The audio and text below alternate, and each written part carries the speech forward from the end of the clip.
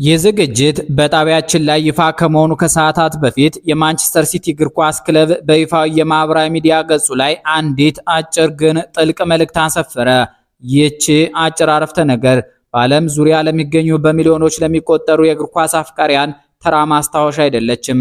ባለፉት 10 ዓመታት በአውሮፓ እግር ኳስ ላይ የተከናወነውን ታላቅ አብዮት፣ የተጻፈውን አዲስ ታሪክና የአንድን ጥበበኛ መሪ የህይወት ጉዞ የምታስታውስ ታሪካዊ ትዝታ ናት። አገላለጿ ቃል በቃል ወደ አማርኛ ስትተረጎም በዚህች ቀን ከ10 ዓመታት በፊት ፔፕ ጋርዲዮላን አሰልጣኛችን አድርገን አበሰርን፣ የቀረው ታሪክ ነው የሚሉ በናፍቆት የሚነጡ ቃላትን ይዛ ትገኛለች። ከዚህች ውብ ገለጻ የሚነሳው ቀጣይ ቆይታችን ከካታሎኒያ እስከ ማንቸስተር፣ ከእግር ኳስ ሜዳ እስከ ፖለቲካው አደባባይ፣ ከቤተሰብ ህይወት እስከ ዓለም አቀፋዊ የሰብአዊ መብት ተሟጋችነት የተዘረጋውን የጆሴፕ ፔፕ ጋርዲዮላን ሁለንተናዊ ማንነት በጥልቀት ይፈትሻል። እነሆ እግር ኳስ ጀግና ብሎም ወንዳ ወንድ የዓለም ዜጋ የሚወዱ ከሆነ ለአፍታ አብረው እንዲዘልቁ ተጋብዘዋል። ፔፕ ጋርዲዮላ ማን ነው ለሚለው ጥያቄ ምላሽ ለመስጠት የስነ ልቡና ባለሙያ መሆን አያስፈልግም። እሱን በሜዳ ዳርቻ ላይ ለጥቂት ደቂቃዎች መመልከት በቂ ነው። ጋርዲዮላ ፍጹምነትን የሚሻ በስሜት የሚነዳና እጅግ ከፍተኛ የሆነ የሐሳብ ትኩረት ያለው ሰው ነው። ዘ አትሌቲክ የተባለው ታዋቂ የስፖርት መጽሔት በአንድ ወቅት እንዳስነበበው ጋርዲዮላ ስለ እግር ኳስ ስልት ማሰብ የሚጀምረው ከጠዋቱ 11 ሰዓት ላይ ሲሆን እስከ ሌሊቱ 8 ሰዓት ድረስ ከአእምሮ ጋር ይሟገታል። ጋርዲዮላ ስኬትን የሚለካው በዋንጫዎች ብቻ አይደለም። ለሱ ቡድኑ የሚጫወትበት መንገድ፣ እያንዳንዱ ተጫዋች የሚቆምበት ሴንቲሜትርና የኳሷ ፍጥነት ጭምር ፍጹም መሆን አለባቸው። በባርሴሎና ቤት አብሮት የሰራው የሕክምና ባለሙያ በሰጠው ምስክርነት ፔፕ ከጨዋታዎች በፊት ባለው ውጥረት የተነሳ እንቅልፍ ማጣትና የምግብ ፍላጎት መዘጋት ያጋጥመዋል። ይህ ውስጣዊ እረፍት ማጣት ነው ወደ ታላቅነት የመራው። ታዋቂው ጸሐፊ ማርቲ ፔራርናው ፔፕ ኮንፊዴንሺያል በተሰኘው ታዋቂ መጽሐፉ ላይ እንደገለጠው ጋርዲዮላ ጨዋታ አሸንፎ እንኳን ደስተኛ የማይሆንባቸው ጊዜያት አሉ። ምክንያቱም እሱ የሚያየው ቡድኑ የሰራቸውን ጥቃቅን ስህተቶች ብቻ ነው። ከሜዳ ውጭ ጋርዲዮላ እጅግ ትሁት፣ መጽሐፍትን ማንበብ የሚወድ የጃዝ ሙዚቃ አፍቃሪና ከፍተኛ የጥበብ ስሜት ያለው ሰው ነው። የስፔኑ ኤል ፓይስ ጋዜጣ እንደዘገበው ጋርዲዮላ ከታዋቂ የፊልም ዳይሬክተሮችና ጸሐፊዎች ጋር የቅርብ ወዳጅነት አለው። እግር ኳስን እንደ ስፖርት ብቻ ሳይሆን እንደ ትልቅ ቲያትርና ስነ ጥበብ ነው የሚመለከተው። ፔፕ ጋርዲዮላ ከእግር ኳስ ስራ አስኪያጅነቱ በዘለለ በዓለም አቀፍ ደረጃ በጠንካራ የፖለቲካ አቋሙና ለሰብአዊ መብቶች ባለው ተቆርቋሪነት ይታወቃል። እርሱ ኩሩ የካታሎኒያ ተወላጅ ነው። የካታሎኒያ ከስፔን የመገንጠልና የነጻነት ጥያቄዋ ዋነኛ ድምፅ ሆኖ ቆይቷል። በ2017 የካታሎኒያ የነጻነት ህዝበ ውሳኔን ተከትሎ የስፔን መንግስት የካታላን የፖለቲካ መሪዎችን በቁጥጥር ስር ሲያውል ጋርዲዮላ ዝምታን አልመረጠም። በማንቸስተር ሲቲ ጨዋታዎች ላይ ቢጫ ሪባን በደረቱ ላይ በማሰር ለታሰሩት መሪዎች ያለውን አጋርነት አሳይቷል። የድርጊቱ በእንግሊዝ እግር ኳስ ማህበር ዘንድ ቅጣት ቢያስከትልበትም ፔፕ ግን ይህ ስለ እግር ኳስ አይደለም፣ ስለ ሰብአዊ መብትና ስለ ዲሞክራሲ ነው በማለት ቅጣቱን በመቀበል አቋሙን አጽንቷል። የእንግሊዙ ታዋቂ ጋዜጣ ዘ ጋርዲያን ይህን አጋጣሚ የአንድ ስፖርተኛ ከፍተኛ የሞራል ጀግንነት ማሳያ ሲል አወድሶታል። የጋርዲዮላ የፖለቲካ ሀሳቤ በካታሎኒያ ላይ ብቻ የተገደበ አይደለም። እርሱ በዓለም ላይ ለሚከሰቱ ግፎች ሁሉ ድምፅ መሆን ይፈልጋል። በሜዲትራኒያን ባህር ላይ የሚሰምጡ ስደተኞችን ለመታደግ ለሚንቀሳቀሰው ኦፕን አርምስ ለተባለው ድርጅት ከፍተኛ የገንዘብና የሞራል ድጋፍ ያደርጋል። ጋርዲዮላ በአንድ ወቅት በሰጠው ጋዜጣዊ መግለጫ ላይ እኛ በአውሮፓ ውስጥ በምቾት እንኖራለን፣ ነገር ግን በባህር ላይ የሚሞቱትን ወገኖቻችንን ችላ ስንል ሰብአዊነታችንን እያጣን ነው ብሏል። ይህ ዓለም አቀፍ እሳቤውና ለሰው ልጆች ያለው ጥልቅ ፍቅር እሱን ከእግር ኳስ ሜዳ ጄኔራልነት ወደ ዓለም አቀፍ የክብር ተምሳሌትነት አሸጋግሮታል። ጋርዲዮላ እግር ኳስን እንዴት ቀየረው ለሚለው ጥያቄ ምላሹ ሰፊ ነው። እሱ የዮሃን ክራይፍ የቶታል ፉትቦል ፍልስፍና ወራሽ ሲሆን ያንን ፍልስፍና ወደ ላቀ ዘመናዊ ደረጃ አሸጋግሮታል። በባርሴሎና የጀመረው የቲኪታካ አጨዋወት ዘይቤ ኳስን በመቆጣጠር የተጋጣሚ ስነልቦና መስበር ላይ ያተኮረ ነው። ሆኖም ፔፕ ራሱ ይህንን ቃል አይወደውም። ለሱ ዋናው ነገር የቦታ የበላይነት ነው።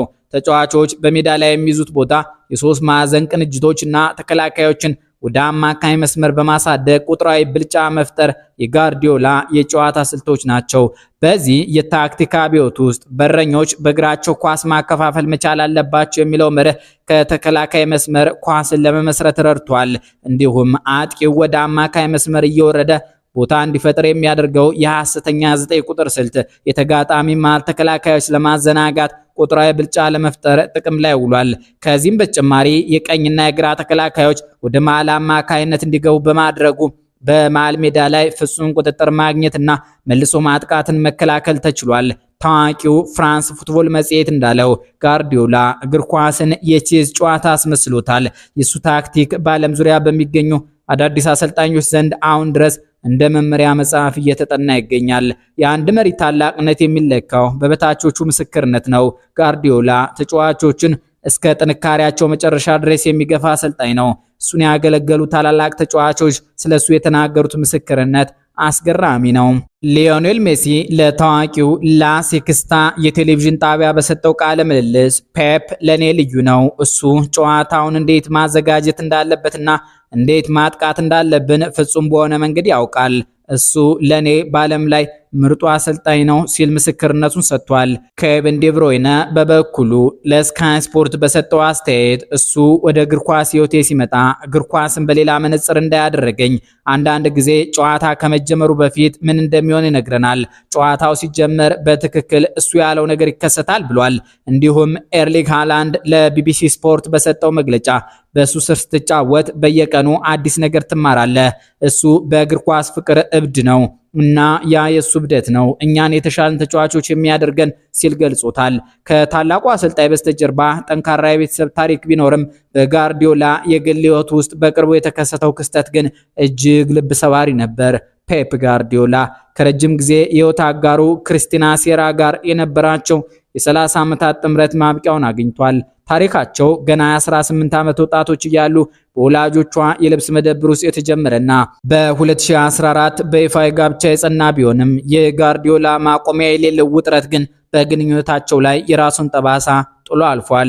የስፔኑ ኤል ፔሪዮዲኮ ጋዜጣ መረጃውን ይፋ እንዳደረገው ጥንዶቹ በ2024 ዓመተ ምህረት መጨረሻ ላይ በይፋ ለመለያየት ወስነዋል። ለዚህ መለያየት ዋነኛው ምክንያት ጋርዲዮላ ከባለቤቱ ጋር ሳይመካከር ከማንቸስተር ሲቲ ጋር ያለውን ኮንትራት በድንገት ማደሱ እንደሆነ ይነገራል። ክርስቲና በበኩሏ ከእንግሊዝ በመውጣት የራሷን የፋሽን ቢዝነስ ለመምራት ወደ ባርሴሎና የተመለሰች ሲሆን ጋርዲዮላም በባርሴሎና አዲስ የመኖሪያ ቤት መግዛቱን የእንግሊዙ ዘሰን ጋዜጣ በዝርዝር አስነብቧል።